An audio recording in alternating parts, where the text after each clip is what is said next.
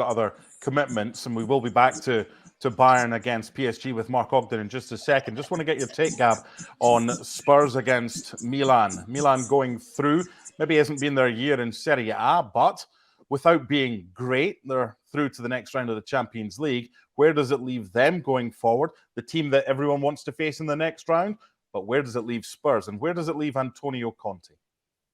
Okay, a lot to unpack there. Milan's gone for a more defensive approach, I think, in the last month because they were, things weren't clicking for them. Personally, I thought it kind of went against their DNA under Pioli, but tonight it certainly worked. They counterattacked very well. They certainly had the better chances this evening. Spurs creating very little except for a Harry Kane header right at the death that was saved by Magic Mike Magnan. I think Milan feel pretty good about themselves going through to the quarterfinals. I think that's a statement. I don't think they necessarily, they look around and you can say, oh, they're the team everybody wants to face. Well, yeah, maybe, but I think a lot of teams probably wouldn't mind facing Chelsea either, or Inter Milan if they go through. So, or whoever goes through out of Inter Milan and Porto. There's a number of flawed teams at this stage. I think in terms of exceptional clubs, I would argue there's only you're only really talking Bayern, City, really just Bayern and City at this stage. Even Real Madrid have had their wobbles of late. So I think it's actually fairly open. About Antonio Conte and Spurs, I think everybody knows the deal with his future. It was a really, really limp, passive performance tonight from Tottenham. Is it down to him? It's his job to motivate these players, but then again, do you need motivation for the second leg of a Champions League round of 16? I don't think that should be particularly difficult. He was certainly let down by Christian Romero.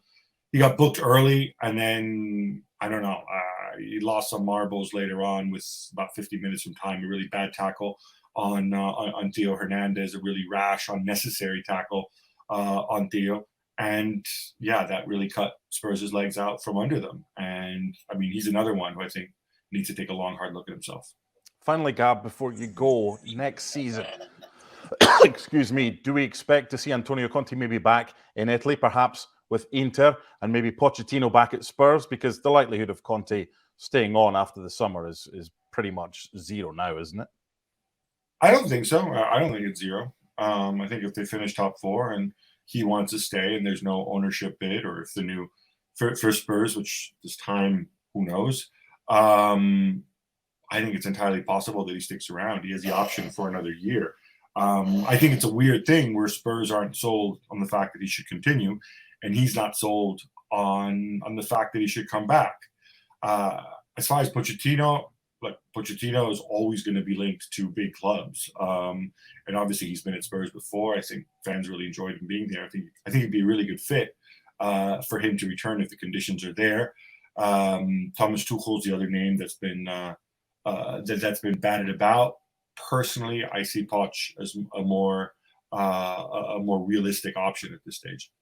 Gab, thank you. We appreciate your time. We're going to head back to Munich now, and Mark Ogden. Before we get back to Bayern Munich against PSG, when you look at Spurs' Champions League record and the games that they're played at home, what would you suggest is the problem, whether it's tonight or whether it's previously, in that it's not White Hart Lane and maybe they haven't produced their best form in the new stadium? Would you agree with that?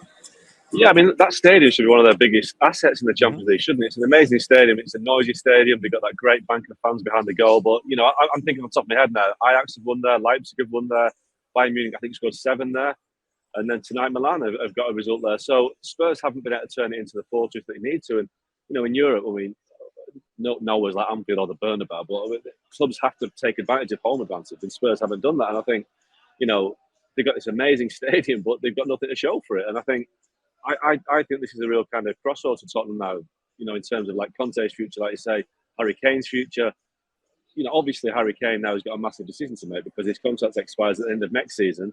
He keeps talking about wanting to win trophies. Well, They knocked out of the FA Cup last week. That was a terrible defeat at Sheffield United because that was a real chance for Tottenham, opening up to go the distance in the FA Cup. They're out of that competition, and now they're out of the Champions League. Now, I don't think they're going to win the Champions League, but it's opening up the Champions League this season. I think it's quite an imbalanced last day. It looks like it could be. So, Spurs may have had a chance, but, Conte's not had a great run in the Champions League. So it's a big time for Kane. He has to decide what to do. And I think what he does will decide Tottenham's next 5 years, basically, because he's that big a player. Do they cash in and reinvest in new players, or does he stay, give it another year, and then leave for nothing in 12 months' time? It's a massive, massive moment for Tottenham, for Kane, for Conte. Do you see similarities between the Alan Shearer situation at Newcastle, whereby it was his team? He wanted to be there. He wanted to play for Newcastle in front of the fans. And then after his career was over, he's like, yeah, I had options to go elsewhere. Maybe I should, maybe I shouldn't. This decision that Harry Kane's got to make, does he go heart or does he go head? There are similarities. There is a big difference. When Alan Shearer went to Newcastle, he'd already won the Premier League with Blackburn, so he had that ability to say, I've won a big trophy. Now, Harry Kane hasn't won anything. And I think, I look at Marcus Rashford, who has had an up and down last few years for Man United. He's been great. He's had downs. He's won 4 major trophies now, and United haven't been great. 4 major trophies, and Harry Kane, you could argue, he's had a much better time at Tottenham. They reached the Champions League final, but he's won nothing. And, Harry Kane is too great a player to end his career without a major trophy. And I think, goals records are fantastic, but, with a goals record, you celebrate it on your own, don't you? It's for yourself. But you saw the way that Man United celebrated winning the Carabao Cup, the team ethic, the celebration, the togetherness, how it brings the team together. He hasn't had that. And I think he needs that. I think he knows it as well. I think he knows deep down he has to win something. You look back in his career and you think, I wish I'd won that, I wish I'd won that. That's the big thing. He needs to go and try and win it somewhere. And, if you're just a Man United, he might not win anything there either. But you can see that Man United have won 4 trophies in the last few years without being particularly good. So, there you go.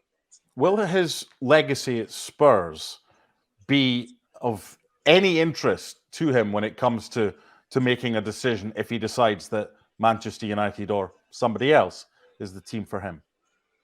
It probably will play a part, but I think his legacy is secure anyway. He's the all-time Tottenham scorer now. He's stayed probably beyond what he should have done. I think we know that he wanted to leave nearly 2 years ago, and he tried to go to Man City. It didn't happen.